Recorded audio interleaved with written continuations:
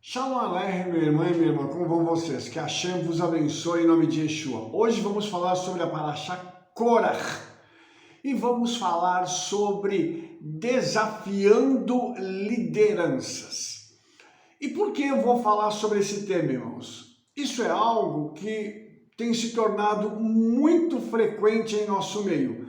Eu não falo só do meio judaico-messiânico, mas eu falo do meio cristão em geral. Essa Parashá, ela nos fala da rebelião de Korach e mais 250 homens que se levantaram contra Moshe, contra Moisés. E o resultado disso é catastrófico. Eu gostaria de analisar alguns pontos dentro da fala que a Torá registra sobre Korach e a reação de Moshe, para que nós possamos entender como um insubordinado age e como um líder reage. Tá?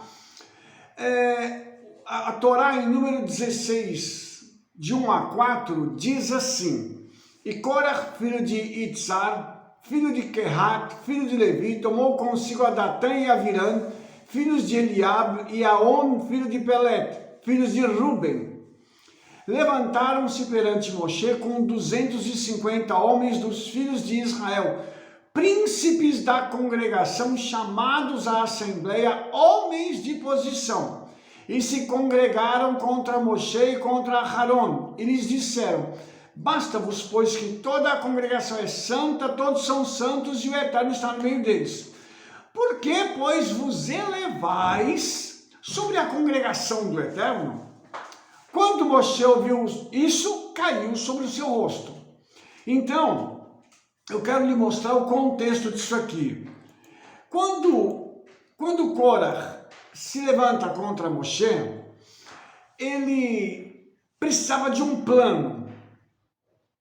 O Midrash fala que ele ficou enciumado com os ensinos que Moshe deu acerca da Torá. E aí, esse homem então comenta com a sua esposa o que havia acontecido. Porque Moshe havia ensinado sobre um fio azul que é colocado na franja do talit. A mulher dele, para zombar do ensino de Moshe, disse assim: Eu faço para você uma roupa toda azul, para que vai ter só um fio? Se um fio é bom, imagine a roupa inteira azul. Para zombar do ensino de Moshe. E aí, qual foi a estratégia de Korach? Ele começou a arrebanhar pessoas por trás dos bastidores. Então, aqui tem uma coisa muito interessante, porque o rebelde, aquele que desafia uma liderança, ele geralmente não faz isso sozinho, porque ele sabe que o líder, ele tem uma história. O líder carrega toda uma estrutura de trabalho para chegar no ponto que ele chegou. Agora, uma pessoa vem, se levanta, desafia um líder e ele precisa de suporte. Ele precisa de pessoas que estejam com ele para juntos mostrarem que eles são um grupo organizado para desafiar uma liderança. Quem eram esses homens? Você vê que nós temos aqui alguns da tribo de Ruben, né? E eles eram pessoas que eram muito importantes, além dos príncipes. E tem uma coisa interessante que a gente vai ver, e isso também fica claro, né, na nossa vida com o Senhor, que quando você tem alguém de destaque dentro de uma congregação, de uma igreja, essa pessoa ou pode somar com você, ou ela pode desejar o seu lugar. E essas pessoas, esses 250 homens, quem eram eles? Segundo a tradição judaica, eles eram homens encarregados de manter o calendário judaico e os seus feriados. E eles eram então homens conhecedores das Escrituras, conhecedores da tradição, e eram homens que estavam ali para somar forças e ajudar Moshe a conduzir o povo no deserto. Então você percebe que Korah, sendo uma pessoa muito rica e influente, segundo o Midrash, ele tinha sido tesoureiro de Faraó, ele havia roubado algumas coisas de Faraó e por isso ele era uma pessoa muito rica. Korah, então, agora se levanta, usando a sua influência e por trás, começa a atacar Moshe, começa a ridicularizar a liderança de Moshe. E ele vai para uma questão, ele fala algo que é muito interessante. Eu quero mostrar para você aqui qual é o argumento dele, tá? Ele diz assim, demais já é que toda a congregação é santa e todos eles são santos e o Senhor está no meio deles. Por que, pois, vos elevais sobre a congregação do Senhor? Na Parashá Kedoshim está escrito que toda a congregação deve ser santa, óbvio. Mas essa santidade não diz que todos são iguais. Existem graus diferentes de santidade e isso depende do relacionamento que cada pessoa tem com o Espírito Santo, com Yeshua, com o Eterno. Isso é óbvio. Qual foi o projeto de Korah? Vamos nivelar por baixo. Todo mundo é igual. Todo mundo é igual. Aqui, irmãos, é uma coisa tão interessante que isso aqui é um tipo de comunismo dentro do povo de Israel no deserto.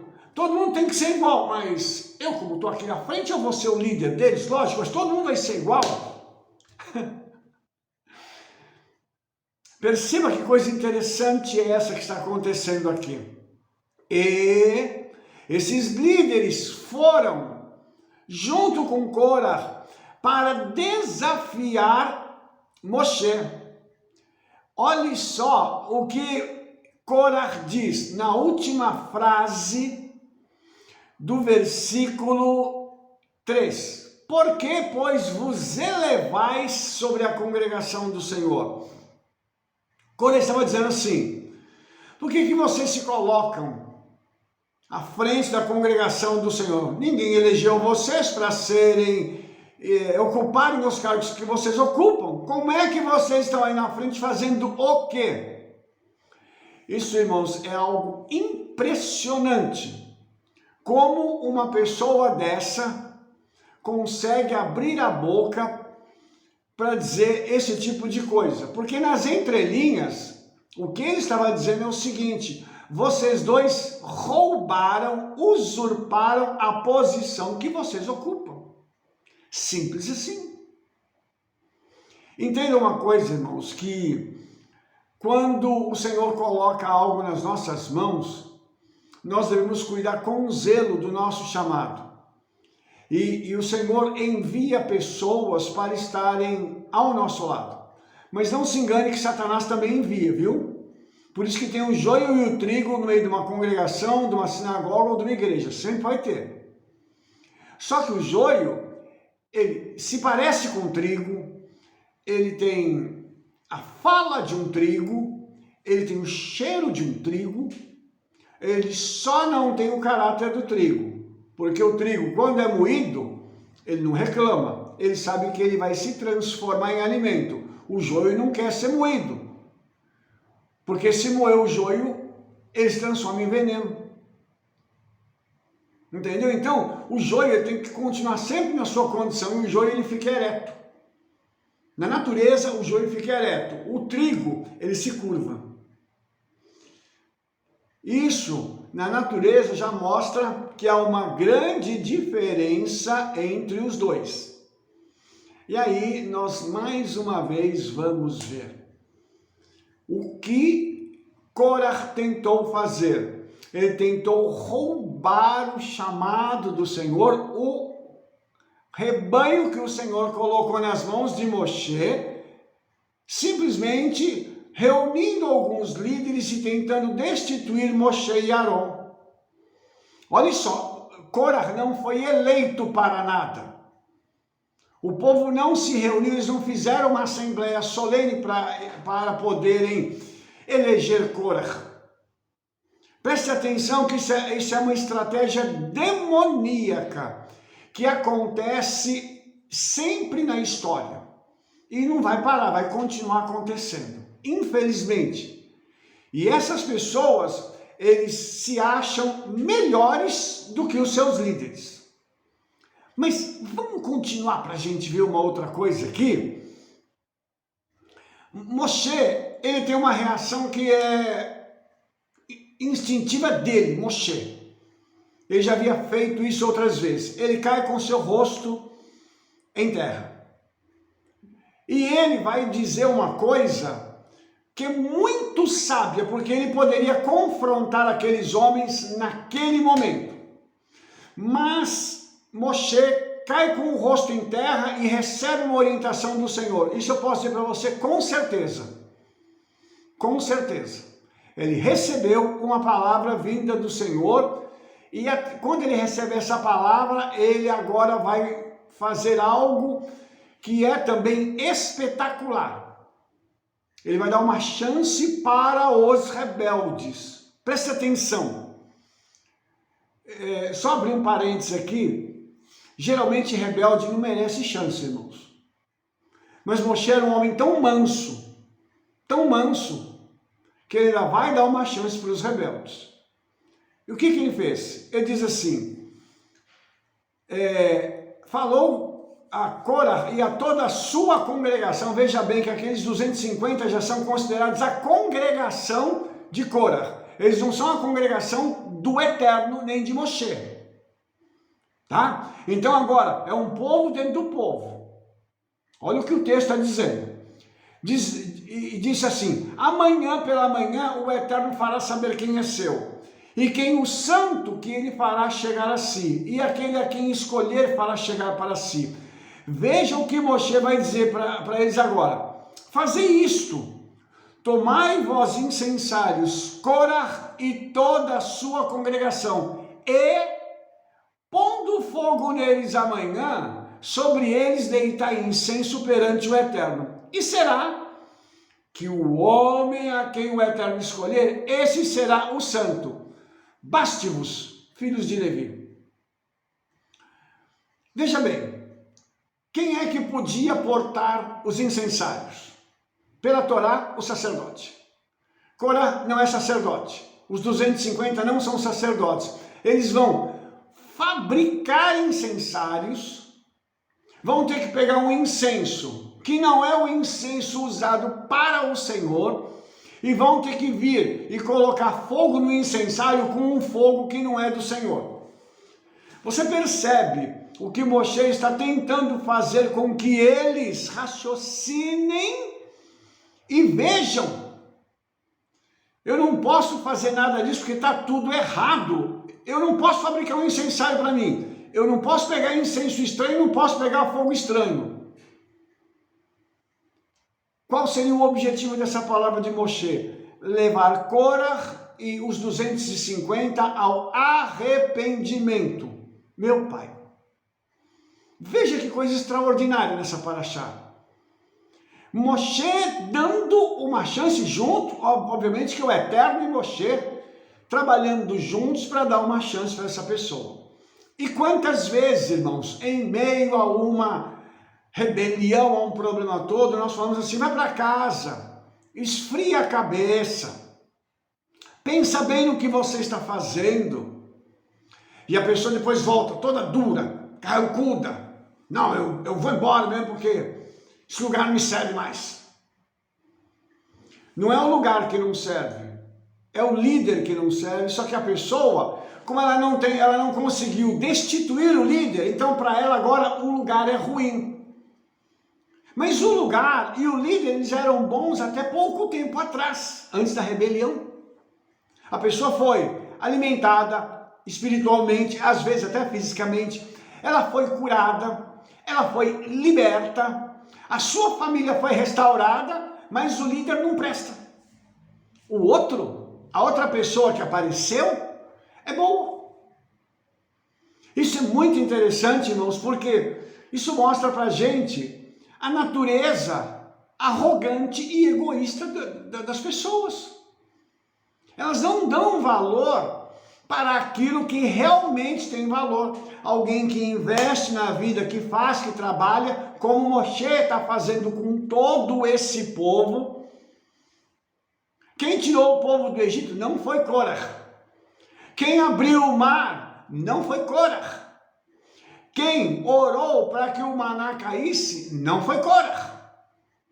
Quem orou para que as codornizes viessem e dessem carne para o povo não foi Korah. Mas agora, Korah é o camarada, é a bola da vez. Porque Moshe e Arão já não prestam mais. Entende como isso é sutil? E a proposta dele é dizer o seguinte: todos seremos iguais, porque Moshe está se colocando acima do povo. Lembrando que antes de tudo isso acontecer, o chamado de Moshe aconteceu lá no Sinai. Moshe foi chamado pelo Eterno. Moshe não foi escolhido pelo povo, não. Você entendeu? Então o povo não tinha condição de escolher, porque o povo era escravo. Eles precisavam de alguém que se levantasse para libertá-los. A pergunta é, por que Korah não fez isso? E eu te dou a resposta. Porque Korah era tesoureiro de Faraó, ele estava numa posição não de escravo, mas de um funcionário muito bem remunerado por Faraó e que ainda roubava o Faraó. Irmãos, veja que coisa interessante. Uma pessoa que não soube o que era sofrimento, não sabia o que era trabalhar, produzir para ter que comer e beber, uma pessoa que tinha liberdade dentro da corte de Faraó, esse era Korah. E agora ele quer se levantar como o salvador do povo de Israel nesse ponto da caminhada. Mas nós temos que considerar algumas coisas. Primeiro, você vai perceber que existem pessoas no meio do nosso povo que são muito suscetíveis e são facilmente levadas. Essas pessoas, obviamente, nós temos que trabalhar o caráter dessas pessoas. Mas, para você trabalhar o caráter de alguém, leva bem entre 5 e 10 anos. Não dá para trabalhar o caráter de alguém rapidamente. E geralmente essas rebeliões acontecem e pessoas que não tiveram o seu caráter trabalhado, elas não têm firmeza. Quem não é firme tem uma deficiência de caráter. Isso é uma coisa óbvia, ok? Então a pessoa não tem essa firmeza de caráter. O que vai acontecer? Eu vou com fulano. Por quê? Porque essa pessoa, ela acha que o outro tem algo que você não tem para oferecer. A pergunta é, o que Korah tinha para oferecer para o povo que Moshe não pudesse oferecer infinitamente mais? Você entendeu a minha pergunta? Então, via de regra, quando um líder é desafiado, é por alguém que é inferior, mas que acha que é melhor e que engana as pessoas. Só que o encantamento, por isso eu quero enfatizar essa palavra agora, há um encantamento, são demônios que essa pessoa que gera a rebelião, ela está endemoniada, ok? Ela está endemoniada. Então, esse endemoniado, ele vai pescar no meio da congregação outras pessoas que vão junto dele porque vão estar debaixo de um encantamento. E aí o que vai acontecer? Serão enganadas. Lá na frente, a ficha de algumas vai cair, como a gente costuma dizer. Mas outros ainda vão continuar endurecidos. E mesmo aqueles que a ficha cai, acabam ficando envergonhados e não conseguem voltar. E alguns não é nem vergonha, alguns é orgulho. Não, eu não vou voltar para lá porque eu acho que... por continuarem debaixo de um encantamento maligno. E aí, irmãos, nós temos o próximo passo. quando Moshe fala com Korah e toda a sua congregação, veja bem, ele diz assim: pelo que tu e toda a tua congregação congregados estáis contra o Eterno, e Arão, quem é ele que murmurais contra ele? Eu não sei se você conseguiu perceber pelo texto, o problema não é Moshe e Arão, eles estão com raiva do Eterno. Eles querem lutar contra o Eterno e por isso vão se dar mal. Todos aqueles que se levantaram contra o Eterno caíram. Todos. E aqui um problema de insubmissão à liderança. Geralmente uma pessoa assim é uma pessoa que não teve uma educação onde teve um pai que pôde ser um pai firme. Então esse é um problema com a imagem paterna. O problema com a imagem paterna gera uma série de disfunções, e entre elas é essa, a de ser rebelde. Eu não quero, porque meu pai não foi um bom pai, então eu não vou respeitar Moshe, não vou respeitar o Eterno, não vou respeitar ninguém. Eu vou me afirmar sozinho para que eu possa estabelecer aquilo que eu quero no meu tempo e ser um cara grande aí no futuro. Os rebeldes, que têm esses problemas psicológicos. E essa pessoa agora está se manifestando aqui. E quem está indo junto com ele, com Korah, está indo debaixo de um padrão de rebelião. Aí eu te faço uma pergunta. O que começa com uma rebelião que vai dar certo? Que congregação que começou, ou que igreja que começou com uma rebelião que vai dar certo? Nenhuma. Sempre vai ter problemas, e aquele espírito de divisão vai sempre permanecer ali, até que se arrependam, voltem na origem para pedir perdão. Senão, a vida não vai para frente, irmãos. Continuando, eles continuam argumentando, tá? E Moshe vai falar com Datã e Avirão, e ele manda chamar os dois para conversar, e eles disseram: não subiremos. Mais dois insubmissos. Olhe o que eles dizem: porventura pouco é que nos fizeste subir de uma terra que mana leite e mel, está falando do Egito, para nos matares nesse deserto, senão que também totalmente te assenhoreais de nós? Então, irmãos, primeiro eles mudam, eles chamam o Egito de terra prometida e estão dizendo que eles estão indo para a escravidão. Quem chama Canaã de terra prometida é o Eterno. Então, na realidade, eles estão dizendo o seguinte: você mentiu, o Eterno mentiu, porque a terra prometida era o Egito. Agora nós estamos nesse deserto aqui, e você se assenhorou de nós, ou seja, você se tornou o líder de nós, e nós não queremos que você seja nosso líder. Mais dois. Então veja bem. E outra coisa, eles continuam falando.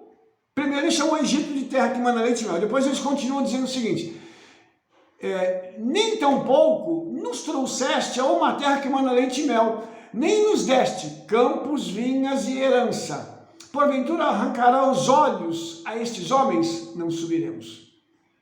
É claro que Moshe não tinha dado nada disso para eles. Eles já estavam a caminho. Mas veja que eles pegam uma situação que é uma promessa, e estão agora fazendo com que essa promessa se torne a causa da rebelião.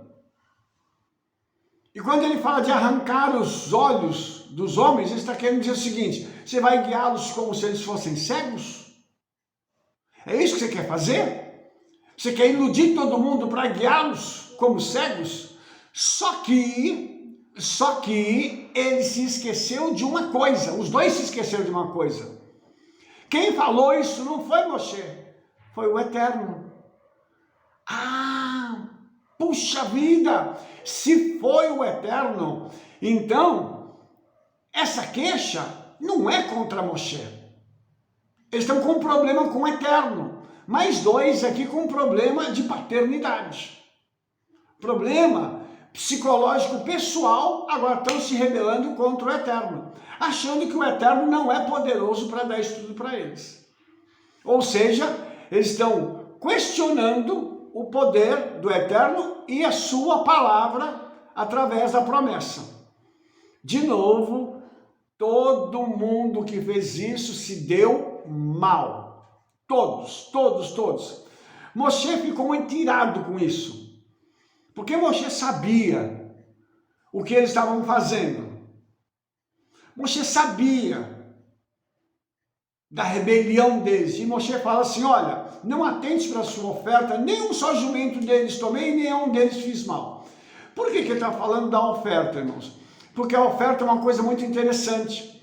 Yeshua diz que se você for levar uma oferta sobre o altar e você tiver alguma coisa contra alguém, vai e pede perdão primeiro para depois a tua oferta ser aceita. Nós achamos que isso é um padrão da Brit Hadashah lá da época de Yeshua. Olha o padrão aqui. Moshe está dizendo o seguinte, Senhor, se eles fizerem qualquer oferta no teu altar, que ela não seja recebida, porque eles estão em rebelião.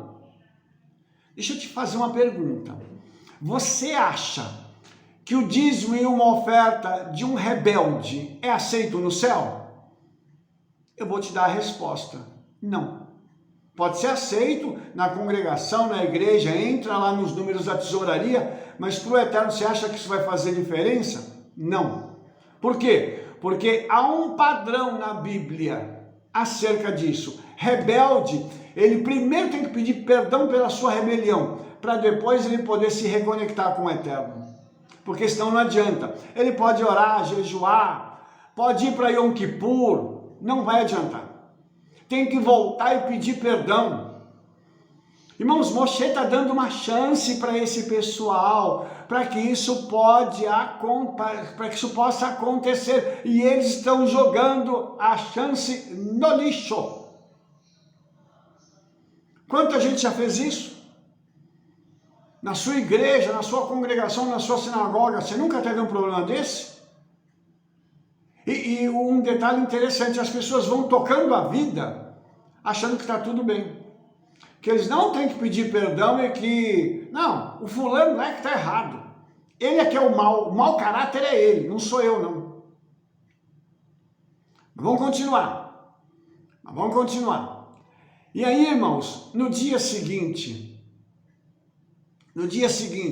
a Torá diz assim, tomaram, números 16, 18, para você me acompanhar com a sua Bíblia aí. Tomaram, pois, cada qual o seu incensário, e neles puseram fogo, e neles deitaram incenso, e se puseram à porta da tenda da congregação com Moshe e Arão. E Corach, né? Fez ajuntar contra eles toda a congregação à porta da tenda da congregação. Então, quando eles se ajuntaram diante de Moshe e do Eterno, então a glória do Eterno apareceu a toda a congregação. Aí você imagina, irmãos, que numa situação dessa, quem é o juiz? É o Eterno. Nesse caso aqui, o julgamento vai ser público. Preste atenção nisso aqui, irmãos, porque isso aqui é muito tremendo. Tem aqui o inocente e o culpado. Quem vai decidir? O Eterno. Ele vai decidir o que vai acontecer aqui. Olha só que coisa linda essa aqui. E falou o Eterno a Moshe e Arão dizendo, apartai-vos do meio desta congregação e os consumirei como num momento. Você sabe o que o Eterno estava dizendo? Para Moshe e Arão, sai fora, sai de lá, eu vou matar todo mundo. Não é só esse grupo aqui, eu vou matar toda a congregação.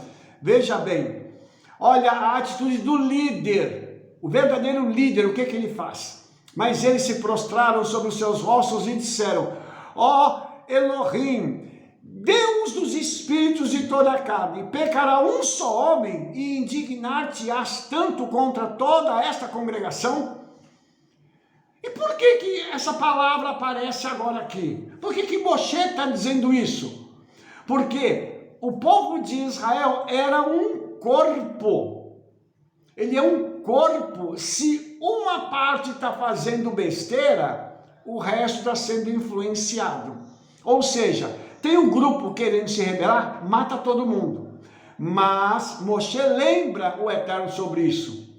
Não é todo mundo, Pai, que está fazendo isso. Tem um grupo, Senhor, que se levantou, Senhor. Você fala assim, mas o Eterno já sabia. Sim, mas agora o Eterno está testando o quê? A liderança de Moshe. Se ele vai ter misericórdia do povo como ele já teve anteriormente. Se ele vai continuar na postura. O líder é líder, lembra? Não adianta, hoje e sempre. Olha que lindo isso aqui. E aí, o Eterno fala com Moshe assim, fala a toda essa congregação dizendo, levantai-vos ao redor da habitação de Corah, Datã e Avirão. E Moshe levantou-se e foi a Datã e Avirão. E após ele foram os anciãos de Israel. E falou à congregação dizendo, desviai-vos, peço-vos, das tendas desses ímpios homens e não toqueis nada do que é seu, para que porventura não pereçais em todos os seus pecados. Moshe querendo preservar a congregação. Então, quando é para preservar a congregação, quando é para preservar o povo, nós temos que ter uma ação diferenciada e deixar os rebeldes serem postos na mão do Eterno. Aí, o povo se levantou ao redor da habitação deles, e está escrito assim, e Datã e Abirão saíram e puseram-se à porta das suas tendas, juntamente com as suas mulheres, seus filhos e suas crianças. A Torá está fazendo uma coisa aqui, o pai, a mulher, os filhos e as crianças de colo. Presta atenção. Então disse Moshe, nisto conhecereis que o Eterno me enviou a fazer todos esses feitos, que de meu coração não procedem. Aí o profeta agora abriu a boca para falar. Olha o perigo aqui. Então ele diz o seguinte, se estes morrerem, como morrem todos os homens, e forem visitados, como se visitam todos os homens, então o Eterno não me enviou. O que ele está dizendo? Se agora não acontecer nada de diferente, eu estou colocando o meu ministério nas mãos do Senhor. Eu renuncio a tudo se o Senhor não fizer nada.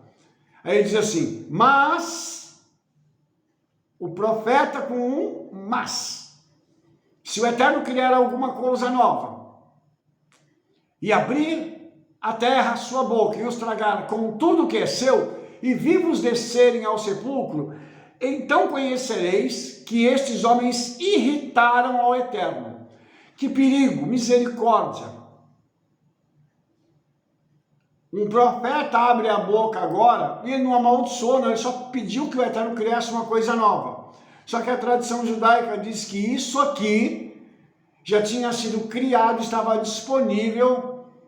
Quando o universo foi criado, o mundo foi criado, para que esse milagre pudesse acontecer através da vida de alguém. Moshe recebe a autorização para abrir esse milagre que aconteceu uma só vez e nunca mais, de um profeta pedir para a terra abrir a boca e nunca mais aconteceu.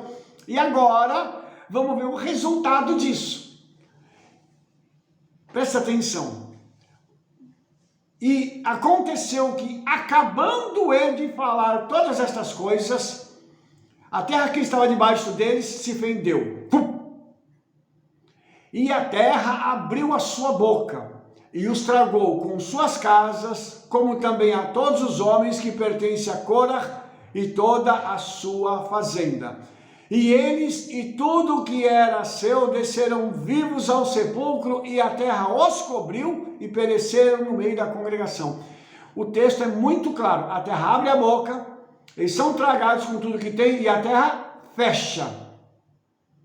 Você percebeu isso? O profeta abrindo a boca contra aqueles que se levantam, que questionam de forma ilícita a liderança levantada pelo Senhor. E todo mundo que estava ao redor começa a fugir, gritando, para que a terra não se abra e nos traga a nós. Então agora saiu um fogo do Senhor e consumiu os 250 homens que ofereciam um incenso. O mesmo fogo que acendeu o altar, que acendeu a menorá, esse mesmo fogo, ele sai para agora matar. O fogo que vai consumir a oferta para trazer perdão. O fogo que vai acender a menorá para trazer luz para a nação de Israel. Agora esse fogo mata. Esse fogo, ele tem uma vida própria e agora ele mata os rebeldes. Os 250 homens que não ouviram o que Moshe disse e desafiaram Moshe, estão todos mortos. 250 homens escolhidos, príncipes, com conhecimento, que ajudavam a nação de Israel, caem numa armadilha, ouvindo um homem arrogante, um homem amante de si mesmo, egoísta, e agora morrem com ele.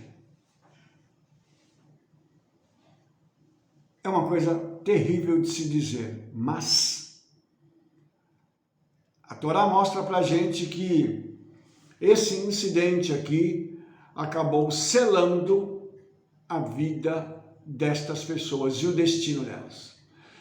Todos aqueles que são rebeldes e não se retrataram, não pediram perdão, podem aguardar, porque o dia do julgamento virá.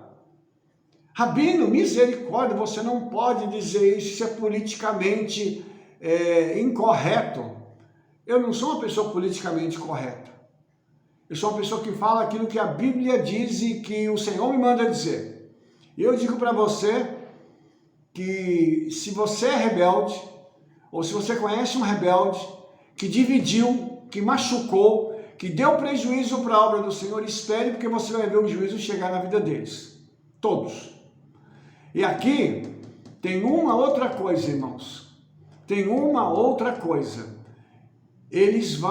Vai acontecer aqui um outro problema em que a autoridade, e isso aqui eu vou falar bem rapidinho, que a autoridade de Aarón será contestada. E eles então, em Números 17, pegam as varas, os cajados. Sabe que o cajado era de madeira e já estavam andando com eles há muitos anos no Egito.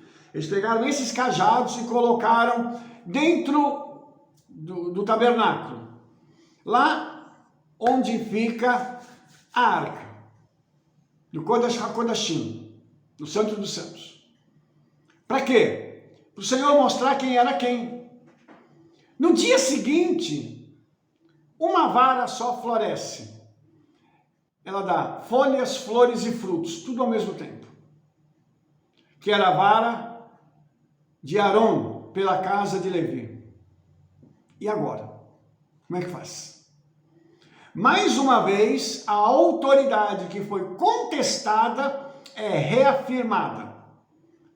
Eu quero dizer uma coisa para você, em nome de Yeshua, que quando o Senhor coloca uma autoridade nas mãos de alguém, essa autoridade, ela tem um peso espiritual e ela não tem prazo de validade. O prazo de validade dela é com a morte de quem recebeu.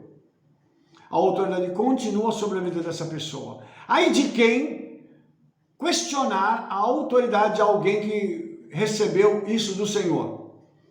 E eu não estou falando de gente que anda em pecado, não. Por favor, não venha a dizer assim, Rabino, mas o pastor fulano de tal, o apóstolo, não sei quem está em pecado, isso é problema dele. Eu estou te falando de rebeliões que aconteceram contra homens de Deus que estão fazendo a obra. É isso que eu estou te falando, eu não quero saber da vida de ninguém. O que eu estou te dizendo é o seguinte, que contestar a autoridade de alguém que foi legitimamente levantado pelo Senhor gera morte. E você pode ficar tranquilo, porque o Senhor sempre vai fazer com que a vara de quem recebeu a autoridade frutifique. Você pode ficar tranquilo, podem tentar fazer o que for, a vara vai frutificar, E em nome de Yeshua eu digo para você, se você passou por esse processo aqui, se você foi enganado, se você foi traído, se você levou prejuízo, se falaram mal de você, porque quem trai geralmente quando sai falando mal. Por quê? Para dizer assim, eu sou bom, eu não tenho nenhum problema no passado, mas ele tem. Misericórdia, irmãos. Então, eu quero mostrar isso para você agora. A sua vara vai florescer. A sua vara vai florescer e o poder de Yeshua continuará fluindo através da vossa vida. Enquanto isso, a vida dos rebeldes vai se secar, porque é o que acontece aqui na Torá. E não é só nesse caso, tem outros casos. Mas na Parashá Korach, nós temos um homem brilhante, um homem importante que carregava, um dos 4 que carregavam a arca. Achou que era pouco o que ele tinha e quis mais. Ele queria uma posição que o Eterno tinha dado para uma pessoa humilde, mansa e que amava o Eterno e amava Israel. Ele queria tirar isso dessa pessoa e trazer para si. Mas o Eterno, a palavra diz que o Eterno não se deixa escarnecer. Tudo que o homem plantar, isso ele colherá. E essa turma aqui colheu tudo. E agora, irmãos, qual é o resultado disso? Moshe vai continuar caminhando com o povo até a fronteira de Canaã. Só não vai levar o povo por conta de uma besteira que ele fez. Mas isso é assunto para outra paraxá. O que eu quero dizer para você é o seguinte: se você é ovelha, não desafie seu líder. Trabalhe junto com ele, ore por ele, jejue por ele, cuide da vida dele. Se você é líder, cuide da sua santidade, para que você não tenha brecha nenhuma, para que o inimigo não possa entrar na sua vida. E continue o seu trabalho, porque o trabalho que o Espírito Santo colocou nas suas mãos, ninguém mais pode fazer. Não há outra pessoa que seja mais competente do que você, porque o chamado é único, intransferível e pessoal. E o Senhor te fortalecerá e te dará graças para que o teu chamado floresça a cada dia mais. E quanto mais tentarem te matar, mais vida você vai ter. Quanto mais ovelhas tentarem te roubar, mais ovelhas o Senhor mandará para ti. O teu rebanho se multiplicará e o Senhor te abençoará em nome de Yeshua. Amém? Então, se você gostou desse vídeo, dê um like, favorite, clique no sininho para você receber todas as nossas recomendações e espalhe esse trabalho que nós estamos fazendo para todo mundo. Sabe por quê? Nós vamos nos ver no nosso próximo vídeo. Um abraço para você, um beijo no seu coração. Shalom, shalom, Shavua Tov, Beshim Yeshua Mashiach, Rei de Israel. Amém, amém, Toda Rabá.